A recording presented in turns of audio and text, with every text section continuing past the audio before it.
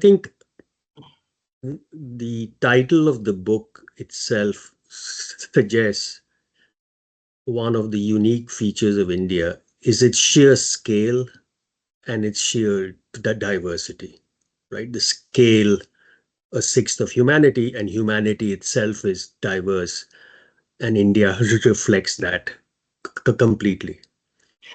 Uh, your, I think the way we wrote this book was very much to make it accessible not to a wide audience and not targeting just a sort of specialized niche audience. But one of the other thing that stands out is the points that we make about how India's growth story has been mischaracterized and misdiagnosed. And if you want to click to that a bit. Yeah, before I do that, I think, Devesh, just to pick up on what you said, right? I mean, if you just, the book is really, as Devesh was saying, is about, the development trajectory of this country that's so big, so diverse, and that embarked on its journey under very difficult and challenging circumstances. Size, diversity, all the conflict, the competing notions of what a nation should be, society that's hierarchical, a state that was a colonial state, very few markets that really functioned as markets. So the book really says, in under these challenging conditions, and this is something that Devesh and I wanted to widen the perspective beyond what is traditionally, when we talk about development, we talk about, the whole Acemoglu, Johnson, Robinson, Douglas North, they say, institutions are important, the state is important. Other people have said, no, but also markets are important. But what Devesh and I tried to say in this book is that actually development is about how do you build a state? How do you create markets? How do you actually change society and navigate society? And then how do you build a nation, out of whatever, the famous crooked timber of humanity? How do you forge a nation? And all this India had to do through democratic politics, because it was committed to, universal franchise-based democracy from day one. So it's this rich, textured, challenging, beast of a development journey that Devesh and I try and document over time. I think the other thing we try and help the reader understand that a new country, nation and state building are not independent of economic development. And conversely, economic development cannot be separated from nation and state building. These processes occur simultaneously, and some of the choices you see in one or the other are because of constraints posed by the other needs that you have to also do. The other point I think we want to emphasize in the book is that a democratic state necessarily has to reflect society, right? It's a representative democracy.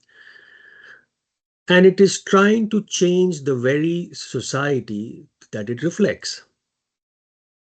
If society is patriarchal, to expect the state not to have some of those, that same blood in its veins is very hard. And therefore, we know from other experience which we cite, revolutionary states find it much easier to change society. Democratic states find it much harder because they cannot use the revolutionary means. They can only use sort of evolutionary tools. And just to, one of the things I think it's fair to say is that when we embarked on the book, 4 or 5 years ago, and by the time we ended up we encountered many surprises that we had not thought we would encounter. Let me just give you three or four things that the reader might find interesting.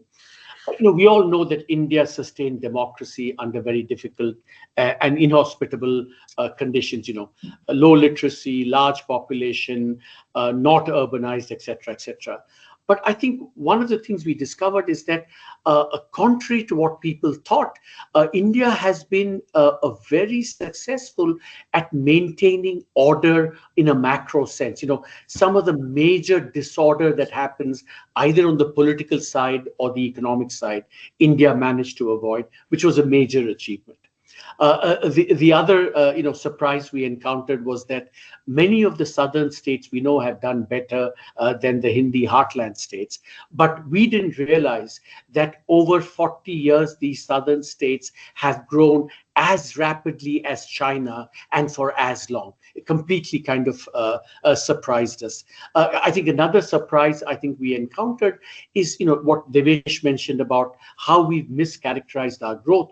We all think of the first 30 years as having been a regime of import substitution, but actually it was a regime of scarcity because we kept out imports. We had a very weak domestic public sector. We stifled our private sector, and we promoted very inefficient small scale sector. So if you put it all together, it was not an import substitution strategy so much as a strategy that led to a lot of scarcity.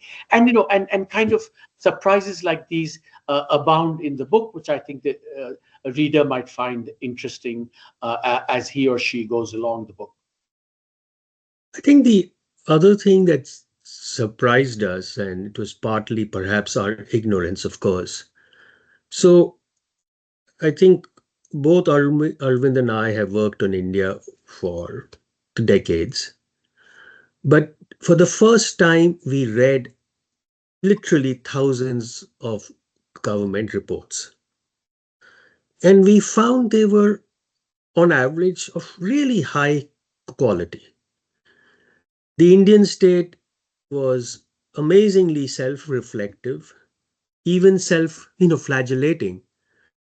And yet, these did not result in changing outcomes or changing the direction, at least to the extent that reading the report should have led to.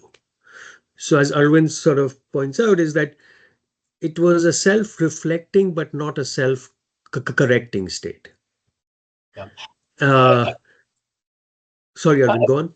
No, that is a. I think that's a really important observation, and it's something that people people think that the Indian state, oh, bad, didn't deliver, etc. But I think something about the state made it remarkably self-reflective.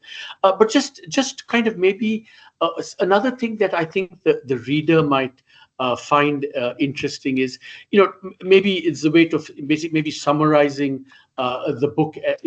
We talk about what the major achievements were, which is this democracy and order and nation building. We talk about what the achievements were, the delayed achievements of growth and dynamism, building a state, building infrastructure, building also a welfare state. And one of the other surprises we discovered is that, the socialist state was not a state that provided a lot of real social welfare. It was the neoliberal state after liberalization that started providing the public goods of infrastructure and a social safety net as well. Uh, but of course, there were some deep disappointments. I think we've not done as well on human capital, building human capital in our people. And I think also the challenge of this vertical society, the sense of fraternity and brotherhood, that I think has been lagging, partly because of, it's I think one of the things we mistakenly, this problem of attribution, we put it all on the state. The state or the government didn't do this, didn't do this, and we kind of underestimate the role that society has played in actually holding back some of the outcomes that I think we all care about. And I think maybe just something that Devesh knows about this much better than I do is that if you look at the arc of Indian development over 75 years, maybe the irony and somewhat the tragic irony is that some of the early achievements that we just spoke about, democracy, order, nation building, those are the very achievements now that seem to be much more challenged. So in some sense, history doesn't move in a straight line, but it doesn't just zigzag, but it also kind of reverses at some points in time.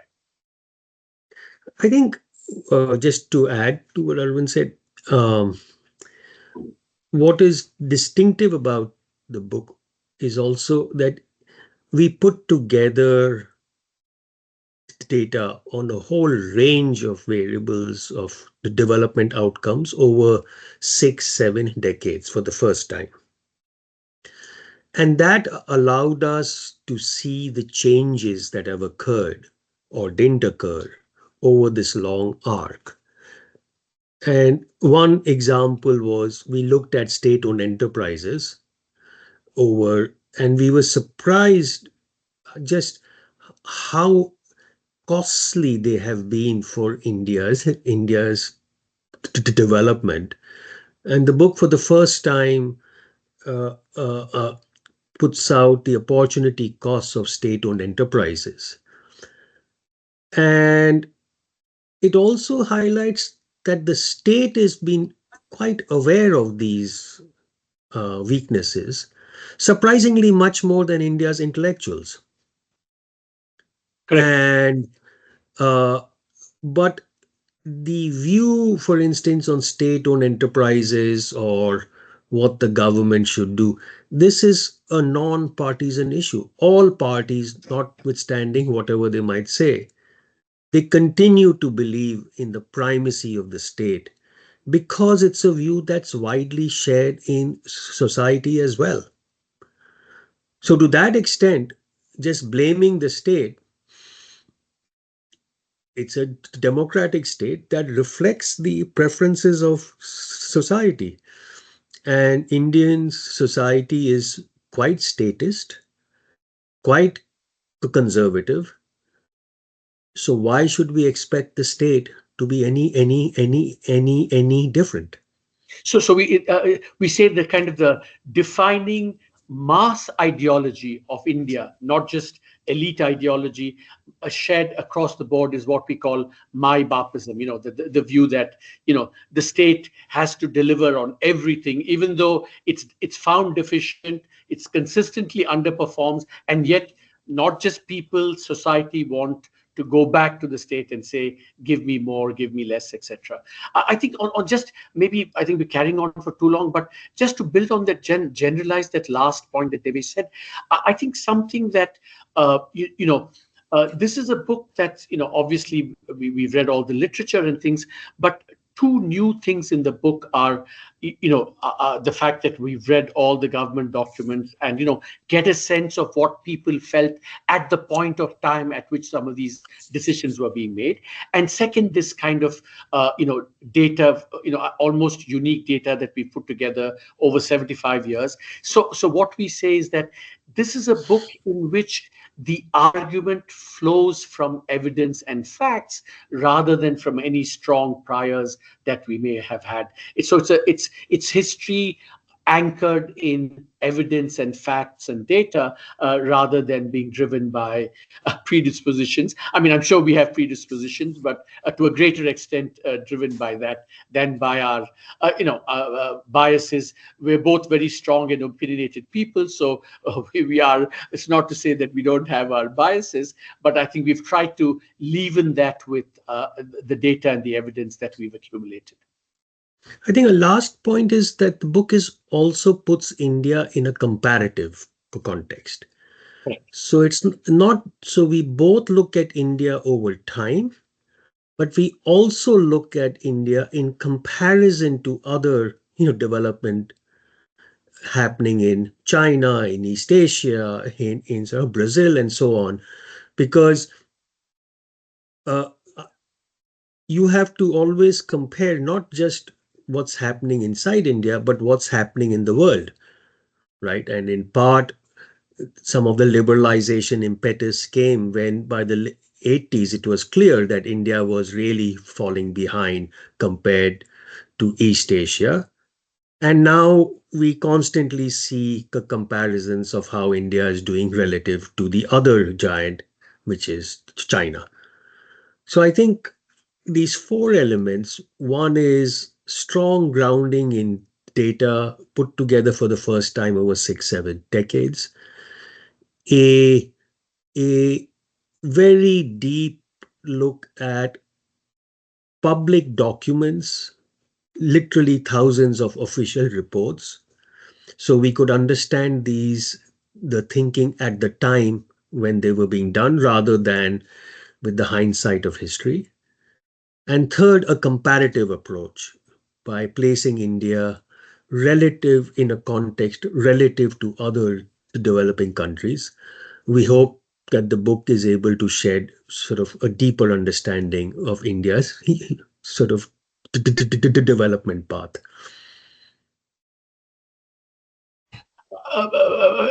Maybe if you want one sound bite to summarize the book, unique and fascinating journey, uh, textured, nuanced, and unique outcomes. But I do want to urge the readers to, I mean, to impress upon them that really this in the Indian development journey is very unique, fascinating, Distinctive, yeah, and distinctive, distinctive. Yeah. and finally, that's what I think at some level makes India such a a fascinating Fascinating. Yeah. country to study. Yeah. Mm. Okay. And the reader should discount that statement for the fact that we're both, strong patriotic Indians. So, I mean, we've given you a lot. I hope now that A it's up lot. to you to make sense or of this Yes. nonsense that we've given you. Actually, Yes, yes. I'm going to listen to it and I'll transcribe it. I just had one question and I'll see if we could use that. You've spoken about what has happened in so many decades, etc.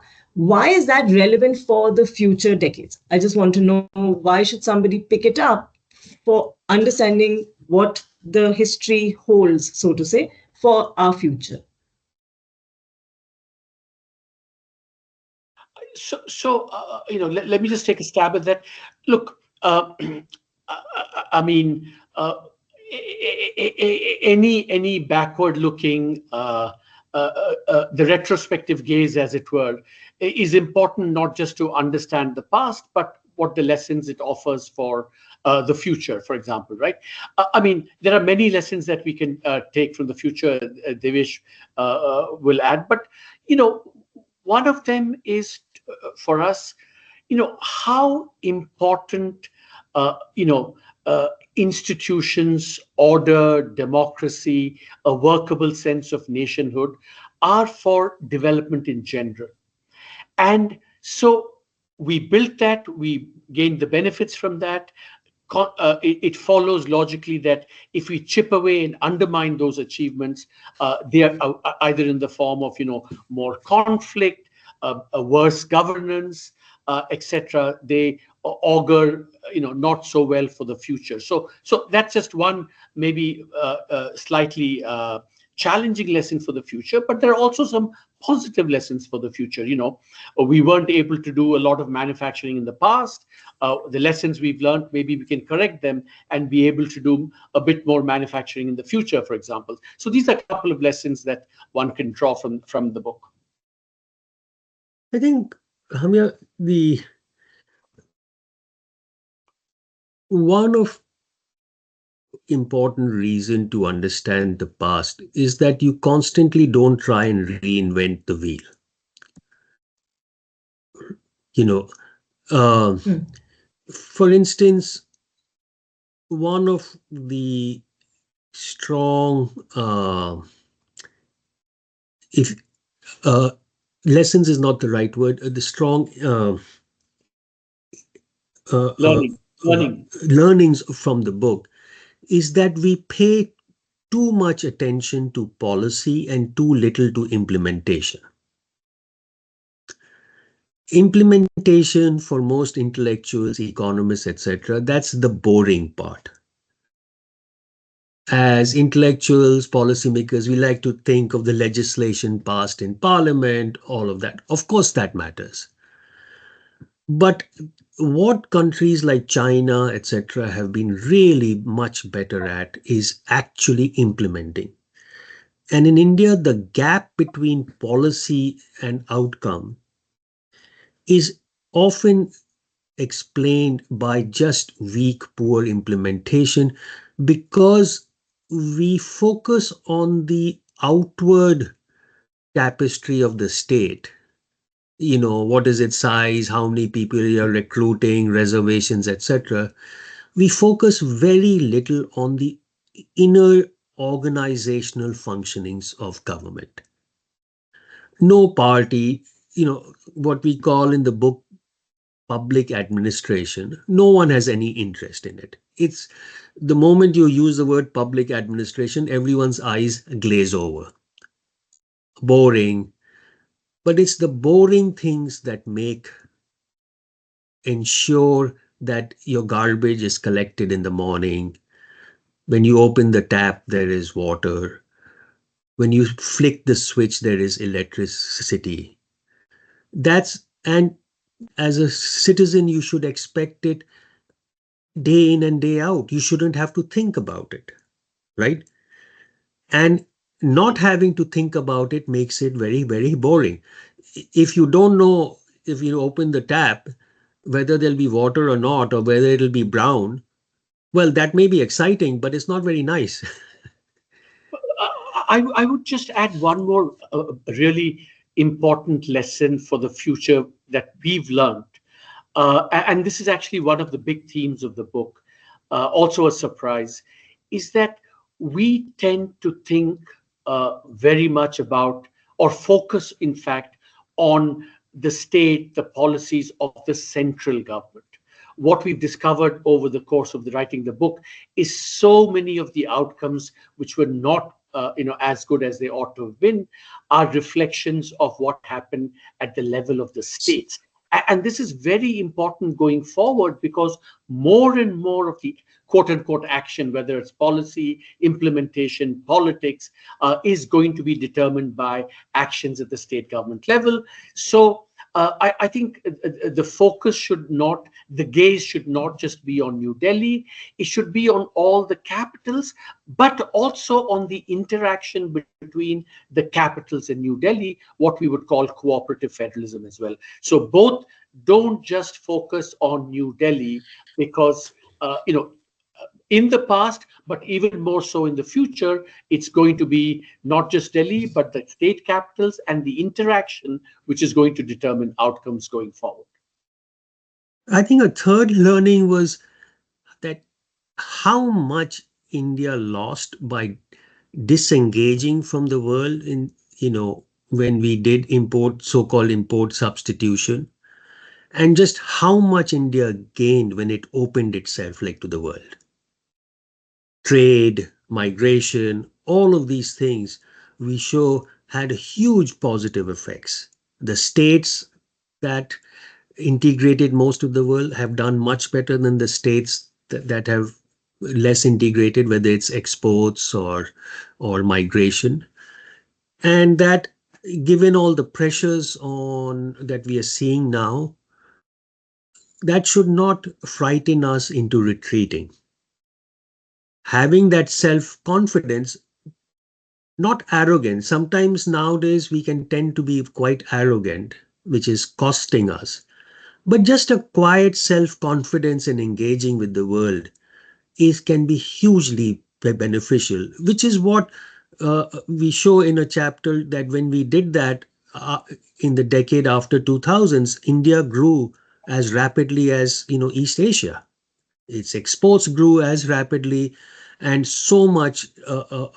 It did so much better. If it had continued that for another 2, 3 decades, India would have been a completely transformed country.